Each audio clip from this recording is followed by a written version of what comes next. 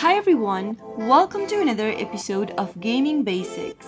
In today's tutorial video, I'm gonna show you how to appraise Pokemon Go. Watch the video till the end and don't forget to subscribe to our channel by hitting that subscribe button. Press the notification bell so that you'll never miss another upcoming upload from us. First, tap open your Pokemon Go and make sure that you're logged in. Pokemon Go's appraisal system allows you to assess the potential of your Pokemon. If you want to appraise your Pokemon, then first, tap open the Pokeball icon at the bottom of your map screen on Pokemon Go. Now, select Pokemon from the options. Select a Pokemon that you'd like to appraise and tap the menu button at the bottom right. Now, tap on Appraise option. When you tap on Appraise, your team leader offers you an evaluation of your Pokemon. Each Pokemon is appraised. 3 stars are assigned to each Pokemon, with more stars indicating a strong fighting potential. Your team leader provides precise ratings for attack, defense, and HP